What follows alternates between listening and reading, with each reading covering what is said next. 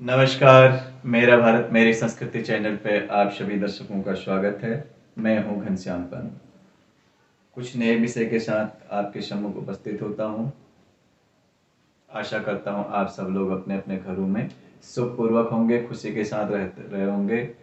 जैसा कि आप सब जानते हैं कि शारदीय नवरात्रि का शुभारंभ हो चुका है। माता रानी की कृपा हम सब पर बनी रहे, यही प्रार्थना हम सब लोग अपने अपने घरों में माता से कर रहे हैं।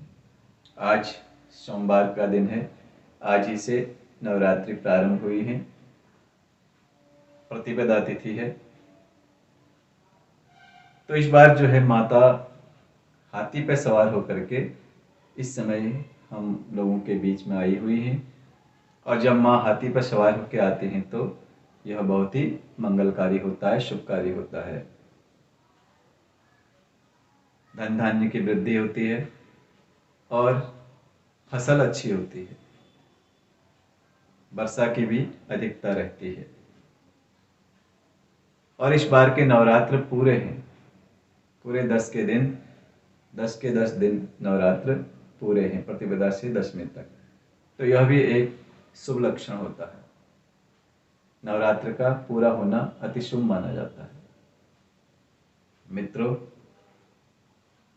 आशा करता हूँ माता रानी की कृपा आप लोगों पर बनी रहेगी, क्योंकि आप सब लोग श्रद्धा भाव के साथ माँ का पूजन कर रहे होंगे, माँ का स्वागत कर रहे होंगे। आज घट स्थापन किया होगा। जो लोग 10 दिन का पूरा व्रत रखते हैं, 9 दिन का रखते हैं या 8 दिन का व्रत रखते हैं, वो अपने अपने घरों में अखंड दीप की स्थापना भी करते हैं और कलश स्थापना भी करते हैं। तो आज का जो शुभ मुहूर्त था, पहले तो सारा दिन शुभ मुहूर्त ही है, क्योंकि माता के दिन है और माता के दिन कभी भी खराब नहीं हो सकते। तो उसमें भी अगर जो विशेष शुभ मुहूर्त दिया गया है तो वो प्रातःकाल 6 बजे से लेके 8 बजे तक का एक शुभ मुहूर्त था। उसके बाद 11:15 बजे से 12:30 बजे तक का दूसरा शुभ मुहूर्त भी बताया गया है। मित्रों, इन नवरात्रों में हमें श्रद्धा भाव के साथ, प्रेम के साथ, माँ तो माँ ही होती है, माँ वात्सल्य की मूर्ति होती है। माँ का हृदय अपने बच्चों के लिए कितना वात्सल्य से भरा हुआ होता है, यह हम सब जानते हैं। तो माँ की सेवा में कोई भी हमसे कमी न रहे, यह हमें ध्यान रखना है। साथ ही घर की साफ सफाई पर भी ध्यान रखना है। जब घर में साफ सफाई रहती है तभी उसी घर में हर व्यक्ति आने की इच्छा करता है। जिस घर में साफ सफाई नहीं होती है वहाँ कोई भी आने को तैयार नहीं होता। ये तो एक साधारण सी बात है। जिस घर में हम नहीं जा सकते उस घर में हमारे जो इष्ट हैं, भगवान हैं, वो कैसे आएंगे, इसका हमें ध्यान रखना है। तो जहाँ साफ सफाई है वहाँ लक्ष्मी माता भी आती हैं, सरस्वती माता भी आती हैं, साथ में शक्ति की देवी माँ दुर्गा भी आती हैं। तो देर किस बात की है, हमें शक्ति भी चाहिए, धन वैभव भी चाहिए, विद्या भी चाहिए। तो क्यों न हम सब मिल करके इन नवरात्रों में एक साधना करते हुए अपनी माता को रिझाएं और माता का आशीर्वाद प्राप्त करें। इससे पहले भी हमने जो ये 15 दिन अभी बिताए हैं कृष्ण पक्ष के, आश्विन मास के कृष्ण पक्ष के, उसमें भी हमने साधना की। साधना क्या की कि हमने अपने पितरों का स्वागत किया और पितरों का स्वागत करते हुए अपने इन कनाकत में, इन श्राद्ध पक्ष में अपने पितरों को पूजन किया, मनाया, श्राद्ध किया, तर्पण किया।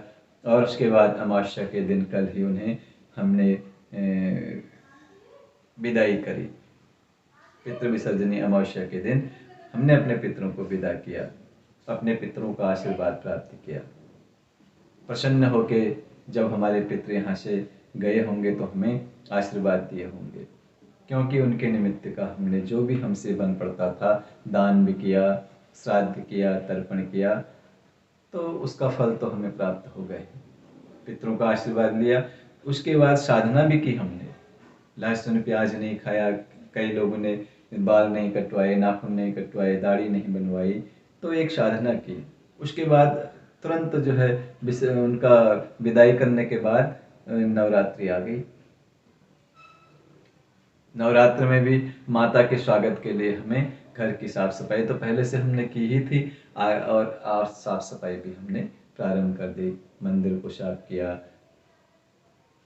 घर में जो भी जगह फिर इन 15 दिनों में ठीक नहीं हो पाई हो, उसको फिर से हमने साफ किया। तो माँ के स्वागत के लिए भी हम उसी तरह से साधना करते हुए आज अधिकतर, जहाँ तक हमारी जानकारी है, सभी लोगों ने व्रत रखा होगा। कुछ लोग पहला नवरात्रि का व्रत रखते हैं और आखिरी नवरात्रि का व्रत रखते हैं, और बहुत सारे लोग 10 के 10 दिन या 8 दिन तो कम से कम व्रत रखते हैं। तो घर में साफ सफाई की जाती है। नए नए व्रत जो रखते हैं तो कोटू के आटे का प्रयोग करते हैं। शुद्ध शाकाहारी, शाकाहारी भी नहीं कहा जा सकता है, मतलब शुद्ध भोजन जो फलाहार में जो गिना जाता है। कई लोग जो है मिठाई बनाते हैं, पजरी बोला जाता है मेवाओं की, वो मिठाई जो व्रत में खाने लायक हो। तो इस तरह से अपने आप को शुद्ध रखते हुए माँ की आराधना करते हैं, सुबह शाम माँ की सेवा करते हैं। बहुत ही अच्छा माह माना गया है आश्विन मास को, क्योंकि पहले पितृ पूजा, उसके बाद माँ की पूजा। कितना अच्छा समय, इसका सदुपयोग हमें करना चाहिए और अपने जीवन को धन्य करना चाहिए। जिन लोगों को ग्रहों की बाधा है, जिनके ग्रह सही नहीं चल रहे हों, पंडित जी से पूछ करके, वो लोग जो पूछे हुए हैं, तो अगर उन्हें उनके ग्रह सही नहीं लगते हैं तो इस नवरात्र में वो भी अपने नवग्रहों की पूजा इत्यादि करा सकते हैं।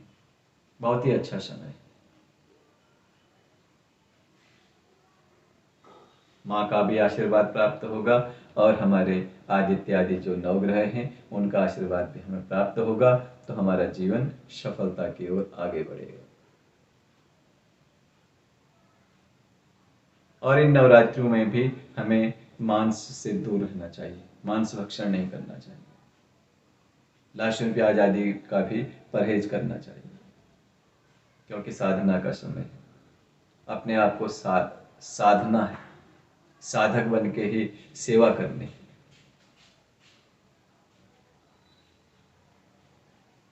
इस अवसर का हमें लाभ उठाना है, अपने विचारों में परिवर्तन करना है, नशा नहीं करना है, किसी भी तरह के नशे से अपने आप को बचा के रखना है। साथ ही अपने घर के बुजुर्गों की आज्ञा का पालन करना है, माता पिता की सेवा करनी है, बुजुर्गों की सेवा करनी है, उनका आशीर्वाद प्राप्त करना है, तभी हमें माता का आशीर्वाद भी प्राप्त होगा। आइए हम सब मिलकर इस अवसर का लाभ उठाएं और अपने इस जीवन को धन्य बनाएं। मनुष्य जीवन हमें क्यों मिला है, इस पर भी विचार करने की आवश्यकता है। इसलिए इस पर विचार करते हुए आओ हम सब माँ जगदम्बा की आराधना करें। आज के लिए इतना ही। नमस्कार, धन्यवाद।